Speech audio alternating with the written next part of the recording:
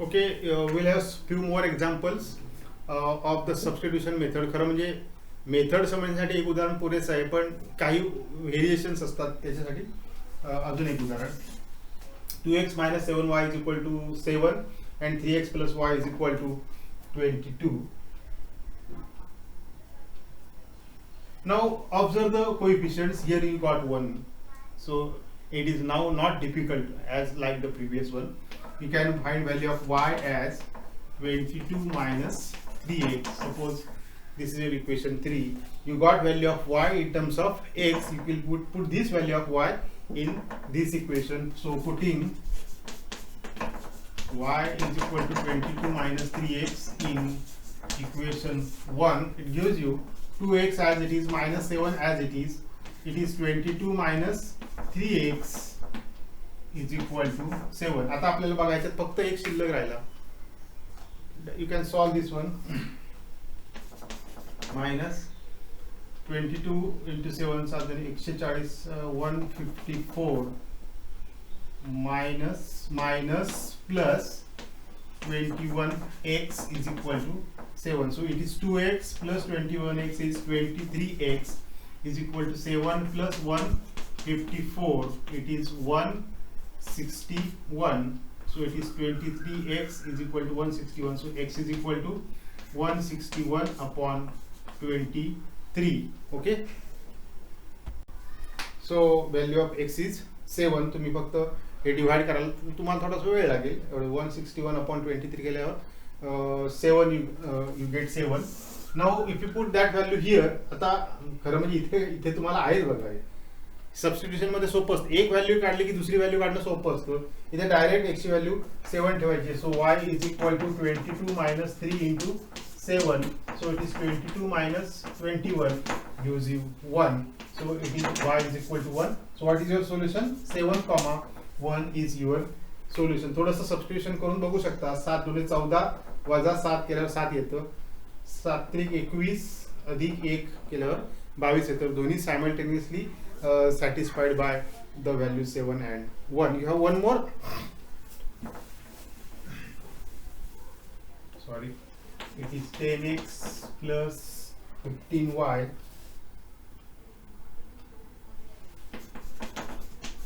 is equal to 105. So you will have last problem for this substitution method. Now observe this equation which has no constant. So directly you can find value of x from the first equation. 2y minus x is equal to 0. So what is x? X is equal to 2y. Call this equation as 1. And now observe the second equation, which is 10x plus 15y is equal to 105. You can divide this whole equation by 5 so that this coefficient you can make smaller. So when you divide equation 2 by 5, it gives you 2x plus 3y is equal to 21. You call this equation as 2. Now put this value of x as 2y in this equation. Gives you, इथे तुम्ही वाक्य लिहायचे, putting x equal to 2y in equation 2, that gives you 2 into 2y plus 3y is equal to 21. So it is 4y plus 3y is equal to 21. So 7y is equal to 21. So it gives you y is equal to 3. म्हणजे आता हे आकडे जरा मोठे आहेत. असंच समजा आपण घेऊन सोडवलं तर सुटणार नाही का? सुटेल तर काय झालं, पण थोडंसं डिवाइड करायला मल्टिप्लाय करायला अवघड जाईल. आता y इज इक्वल टू 3 इथे जर ठेवलं आपण, y इज इक्वल टू 3 ठेवलं तर x इज इक्वल टू किती मिळेल? 2 into 3 that is 6. So what is the solution? 6, 3. लक्षात ठेवा नेहमी you write first value of x and then value of y.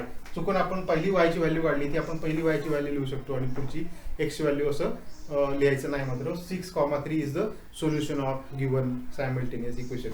Now I think you understand both methods, either elimination method or substitution method. जेव्हा आपल्याला particularly ह्याच मेथडने सोडवा असं दिलेलं असेल तर तेव्हा त्या मेथडने सोडवायचं. जेव्हा सॉल्व सायमल्टेनियस इक्वेशन म्हटले, you can use any method that you prefer. See, now methods are over. There are only two methods, elimination method and substitution method. Now let us see some word problems. Sum of two numbers is 103. आता मगाशी पण मी बोललो तुम्हाला की word problem हा पूर्ण वाचायचा आणि नंतर आपण x आणि y घ्यायचे. दोन नंबरची बेरीज 103 आहे. Sum of two numbers is 103. If greater number is divided by smaller number then the quotient is 2 and remainder is 19. Find the two numbers. आता आपल्याला माहिती आहे की सायमल्टेनियस इक्वेशन सोडवायचं आपल्याला we require two equations. आता इथे let the two numbers be x and y असं नाही घ्यायचं, कारण इथे आपल्याला पुढे स्पेसिफिकेशन दिलेले the greater number and smaller number, त्यामुळे आपल्याला तसे नंबर घ्यावे लागतील. ग्रेटर नंबर आपण समजा वाय घेतला, so let smaller number be x and greater number b1. आता समजा तुम्ही उलट घेतलं, काय फरक पडणार आहे का? काही फरक पडत नाही. Then by the first condition sum is 103. हे सोपं आहे. कसं लिहू शकता तुम्ही? x plus y लिहा किंवा y plus x लिहा. Now if you want to write down second equation, काय करायला पाहिजे तुम्हाला? मुळात डिव्हिजन झाल्यानंतरची जी एक ही आहे बघा, dividend is equal to quotient into divisor plus remainder. हे आपल्याला माहिती असेल तर आणि तरच दुसरं इक्वेशन आपण लिहू शकतो. आता ह्यानी कोणी कोणाला भागलेलं आहे? If the greater number is divided by the smaller number, म्हणजे मोठ्याच नंबरला लहान नंबरने आपण भागणार ना, उलट काय आपण करत नाही. आता ह्याच्यात मोठा नंबर कुठला आहे? y. So that is called your dividend. So y is equal to quotient किती आला आहे? Quotient is 2. So it is 2 into divisor, x ने divide करतो, smaller number ने divide करतो, 2x. What is the remainder? Remainder is 19. So what you get is y is equal to 2x plus 19. Suppose this is your equation 2. आता तुम्हाला सोपं आहे बघा. जर तुम्हाला म्हणजे आता ही दोन इक्वेशन तुम्हाला सोडवायची, कुठल्या मेथडने तुम्ही ठरवायचा विषय.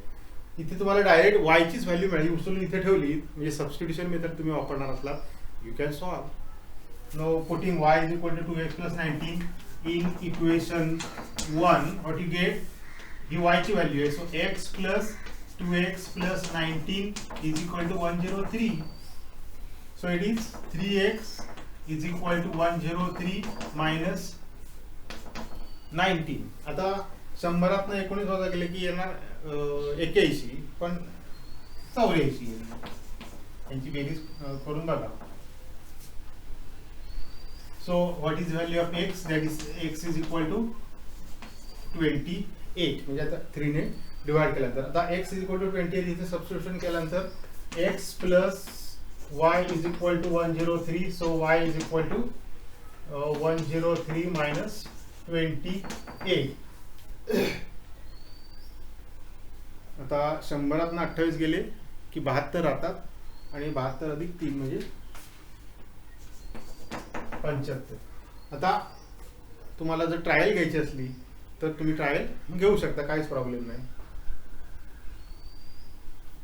सो इन दिस वे आता तुम्हाला समजा ही असं नसेल सोडवायचं, म्हणजे सबस्टिट्यूशन मध्ये सोडवायचं असेल तर हे 2x प्लस y आहे. मग हे तुम्हाला इक्वेशन कसं घ्यायला लागेल करून? 2x मायनस y, आता 19 इकडे घ्यायला लागेल, इज इक्वल टू मायनस 19. हे तुमचं इक्वेशन 2 होईल. आणि हा प्लस y आणि मायनस y आहे, ॲडिशन केली y एलिमिनेट होईल. तुम्ही x ची व्हॅल्यू पहिली तुम्हाला मिळेल आणि मग y ची व्हॅल्यू मिळेल. त्यामुळे सोडवायचं कसं हे तुम्ही ठरवायचं आहे. वर्ड प्रॉब्लेम मध्ये तुम्हाला चॉईस असतो. अजून एखादा घेऊया आपण problem. See the next problem.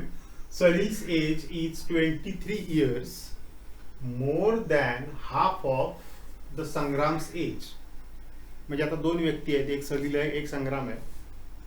5 years ago, some of their ages was 55 years. 5 वर्षापूर्वी त्यांच्या वयांची बेरीज 55 वर्ष आहे, तर त्यांची आजची वय काढा, म्हणजे आजची वय काढायची. त्यामुळे आपण पहिलं वाक्य काय लिहिणार? Let present age of Salim be x years and present age of Sangram be y years. आता आपण पहिलं वाक्य काय लिहायचं बघा. जसं आता काही वेळा काही विद्यार्थ्यांचं कन्फ्युजन होतं, कसं लिहायचं इक्वेशन, नेमका x कुठे घ्यायचा आणि y कुठे घ्यायचा. जसं वाक्य असतं तसं लिहायला सुरुवात करायची. सलील्स एज इज म्हणजे साधारण लक्षात ठेवा, हे साधारण सांगतोय मी. इज म्हणजे is equal to Salil age किती आहे x. So x is equal to 23 years more म्हणजे बेरीज असते. Half the age of Sangram. संग्रामच्या एजच्या निम्म्यापेक्षा 23 ने जास्त. मराठी संग्रामचं वय किती वाय, त्याचे निम्मे म्हणजे y/2 प्लस 23 ने जास्त. सरळ जसं वाक्य आहे तसं आपण गणितात लिहिलं, हे लक्षात ठेवा. लेस असतं तर आपण मायनस लिहिलं असतं. मोर आहे म्हणून 23 ने जास्त. कशापेक्षा? संग्रामच्या वयाच्या निम्म्यापेक्षा 23 ने जास्त. So this is your equation 1. Now see, sum of their ages 5 years ago. आता 5 वर्षापूर्वीची त्यांची वय, आजची जर वय x आणि y असतील तर 5 वर्षापूर्वीची वय काय असतील? तर x - 5 असतील, y - 5 असेल आणि ह्यांची बेरीज किती आहे? 55 आहे. आता बघा तुम्हाला कळलंय काय?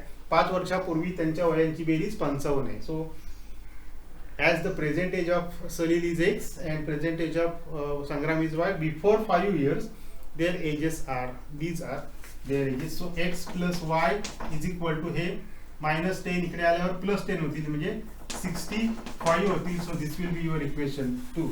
आता तुम्ही एक काम करा, हे जे इक्वेशन आहे याला थोडं सिम्प्लिफाय करूया. म्हणजे इथे 2 ने मल्टिप्लाय केलं तर इक्वेशन मॉडिफाय होईल. म्हणजे 2x is equal to y plus 46. आता पूर्ण इक्वेशनला 2 ने मल्टिप्लाय करायचं. So actually it is 2x minus y is equal to 46. Suppose this is your equation 3.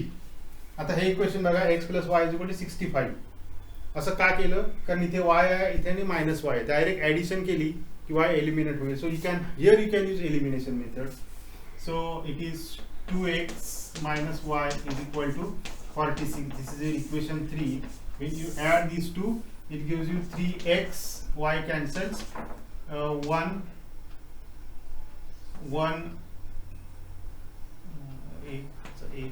11. So x is equal to 1 upon 3.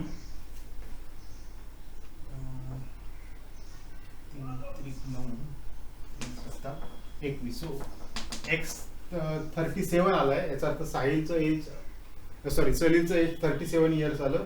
आता x plus y is equal to 65 आहे. So value of x is 37. So 37 plus y is 65. So y is equal to 65 minus 37. 15 7 गेले 8 28. So आता इथे मगाच्या सारखं उत्तर आपल्याला लिहायचं नाही. हेन्स 37,28 इज द सोल्युशन वगैरे नाही. आपल्याला काय प्रश्न विचारलाय? त्यांची आजची वय काढा. मग उत्तर कसं लिहायचं? Salil's present age of Salil is 37 years and present age of Sangram is 28 years. असं आपल्याला उत्तर लिहायला लागेल. नाही तर नॉर्मल आपण कसं लिहितो? एक्सची व्हॅल्यू लिहिली, वायची व्हॅल्यू लिहिली आणि उत्तर लिहून टाकलं. पण आता आपला वर्ड प्रॉब्लेम, जेव्हा वर्ड प्रॉब्लेम असतो तेव्हा प्रश्न जसा विचारलाय तसं आपल्याला उत्तर लिहायचं आहे. म्हणजे उत्तर काय लिहिणार तुम्ही? Present age of Salil. आता इथे इज लिहायचं. इज एक्स कोण आहे बघा? सलील आहे, 37 इयर्स. आणि present age of Sangram is 28 years. तेव्हा तुम्हाला उत्तर अशा पद्धतीने लिहायचं आहे. त्यामुळे जोपर्यंत तुम्ही हे असं उत्तर लिहित नाही तोपर्यंत तुमचं प्रॉब्लेमचं सोल्युशन कम्प्लीट झालं असं म्हणता येत नाही. आपण अजून काही वर्ड प्रॉब्लेम घेणार आहोत नेक्स्ट व्हिडिओमध्ये.